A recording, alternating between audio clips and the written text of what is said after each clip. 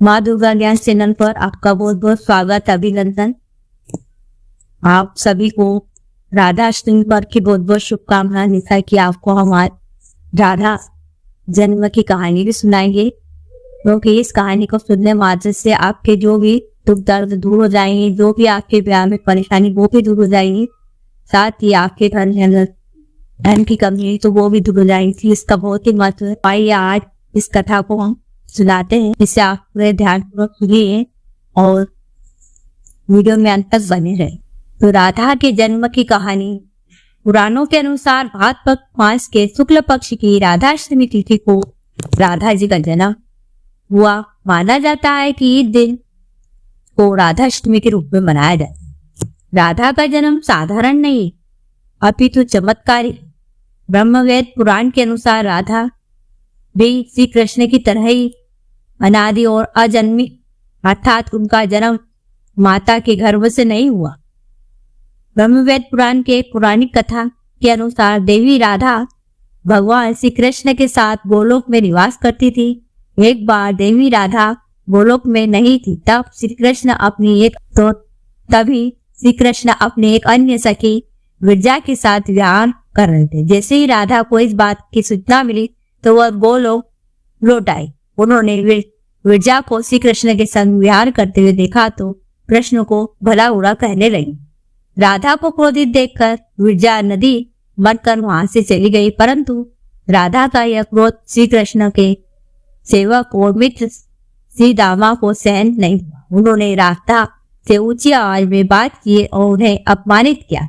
इस बात से देवी राधा और भी क्रोधित हो गई और क्रोध अवस्था में श्री रामा को यह श्राप दिया कि अगले जन्म में वे एक राक्षस कुल में जन्म लें।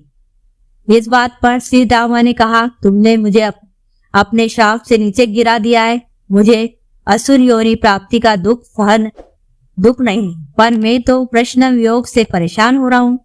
इस योग का तुम्हें अनुभव नहीं, अतः एक बार तुम भी इस दुख का अनुभव कर। और उन्होंने भी क्रोध में आकर देवी राधा को पृथ्वी पर मनुष्य रूप में जन्म लेने का श्राप दे दिया। इस श्राप के कारण भविष्य में श्री रामा शंखचूड़ नामक असुर बना और देवी राधा की कीर्ति और वृषभानु जी की पुत्री के रूप में जन्म लेना पड़ा। श्री रामा और राधा ने एक दूसरे को श्राप दे दिया था। उसके बाद श्री कृष्ण चिंताग्रस्त राधा के पास गए, उनसे कहा कि हे देवी, आप पृथ्वी पर जन्म तो लेगी, लेकिन आप हमेशा मेरे आसपास रहेंगी। और कहा, आपको गोकुल में देवी कीर्ति और वृषभानु की पुत्री के रूप में जन्म लेना होगा। वहाँ तुम्हारा विवाह रायण नामक एक वैश्य से होगा और सांस्कृतिक तौर पर तुम रायण की पत्नी कहलाओगी। वह मेरा ही अंश होगा और राधा के रूप में तुम मेरी प्रिया बनकर होगी और कुछ समय तक तुम्हारा मेरा विछोह रहेगा। इसके बाद भगवान श्री कृष्ण ने देवी से कहा कि अब आप वृषभानु के घर में जन्म लेने की तैयारी करो।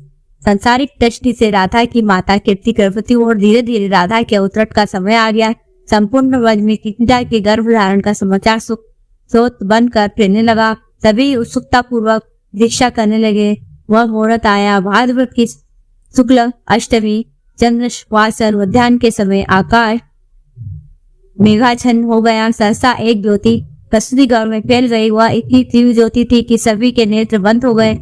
एक क्षण पश्चात गोपियों ने देखा कि शरद चंद्रों की कीर्ति के साथ एक नन्ही सी बालिका कीर्तिदा मैया के समक्ष लेटी हुई, इसके चारों ओर दिव्य पुष्पों का ढेर है। उसके अवतरण के साथ ही नदियों की धारा निर्मल हो गई है और दिशाएं प्रसन्न हो उठी है। शीतल मंद पवन बहने लगी। कहा जाता है कि राधा ने गर्भ में प्रवेश नहीं किया।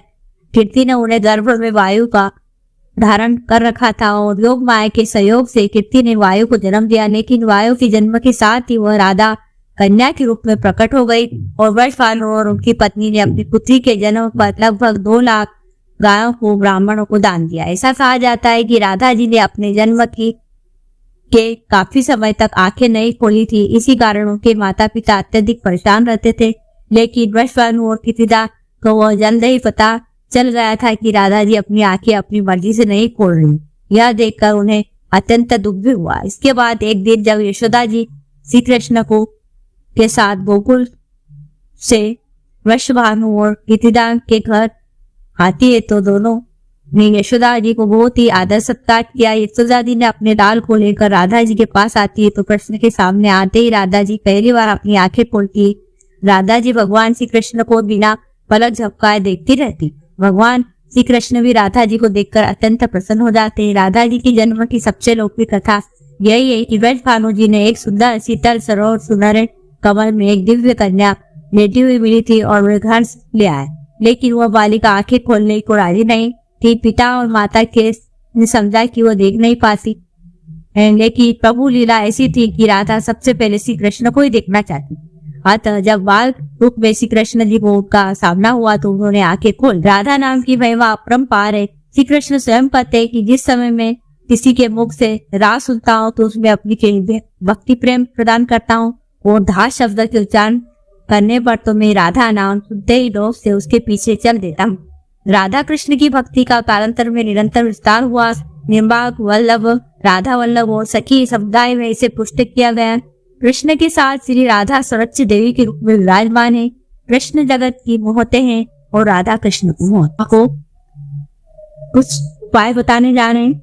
अगर आप किसी से प्रेम करते हैं और उन्हें पाना चाहते हैं तो आप राधा अष्टमी के दिन राधा कृष्ण के मंदिर में जाएं और वहां जाकर उन्हें पीले फूल अर्पित करें तो आपके विवाह में जो भी रुकावटें, यदि आप कुंवारी हैं और आपका विवाह में अड़चने आ रही हैं तो आप राधा अष्टमी के दिन ओम ह्रीं शिव राधिकाय नमः इस मंत्र का जाप अवश्य करें। ऐसा करने से आपके विवाह में सारी समस्या दूर हो जाएंगी।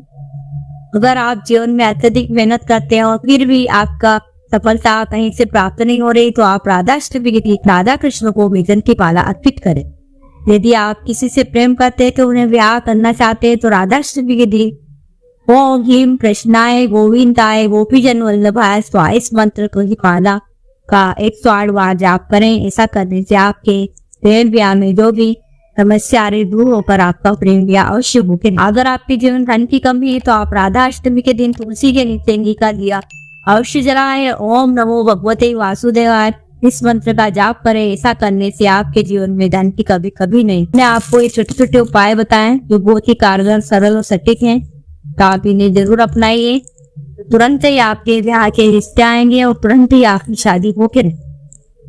तो आपको अगर हमारा यह वीडियो पसंद आए तो प्लीज आप चैनल पर नए हैं, वीडियो को लाइक शेयर सब्सक्राइब अवश्य करें।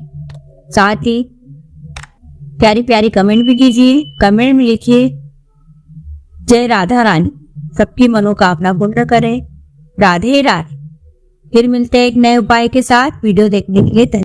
दोस्तों साथियों, जीवन में प्रत्येक समस्या के निवारण के लिए जैसे विवाह संबंधी समस्या, तलाक का होना, पति पत्नी में अनबन, संतान का न होना, या वास्तु संबंधी, या नौकरी न लगना, या सरकारी नौकरी में दिक्कत, या पैसे संबंधी दिक्कत, या कर्ज बहुत बढ़ जाना, कोई भी समस्या का निवारण हेतु सटीक समाधान के लिए आप हमसे कुंडली का विश्लेषण करवा सकते हैं।